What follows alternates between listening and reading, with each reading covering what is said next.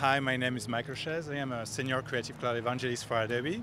And before joining Adobe, I used to be a designer working for web agencies in Paris. The mission of an evangelist is really to inspire the community of creatives and excite them about all the new features that they will find in the Creative Cloud, and also explain the mutations. So how a photographer can become a video maker, how a traditional designer can become an object designer, thanks to the technologies that are available in the Creative Cloud. Adobe Muse at the beginning really target traditional designers who want to create and publish websites. And they don't want to learn HTML, they don't want to learn CSS. You just have to place images, text, and we added more and more features, so now you can create animations, parallax scrolling, and you just press publish and it will generate the code for you. Your customer or your co-workers, they can edit the content in the browser. So you say, oh, I will change the text, so they can directly change the text or change the image in the browser.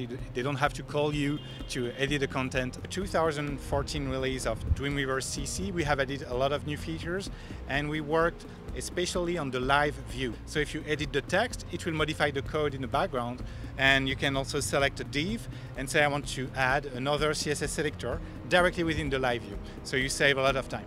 So what really excites me for all web designers in this new release of the Creative Cloud is that we used to have what we call a web segment, with the web tools. But now the web is everywhere in all the Creative Cloud apps, including Illustrator, for instance, where you can directly design a page and extract all the CSS property and generate the assets. Same case in Photoshop. Now you can generate the assets just naming a layer, for instance, icon.png, and it will generate the PNG in the background. And we have added new features in Photoshop for layout designers. You have the hardcore users who are still using Flash to create games.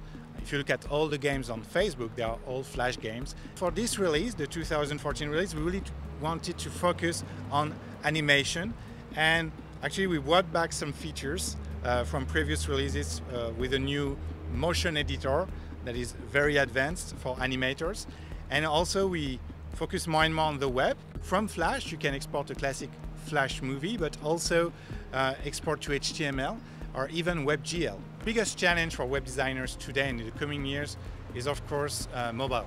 This is something we already do in Dreamweaver. You can create responsive pages. In Adobe Muse, you can also create a dedicated experience for your mobile users. For me, it's a priority number one.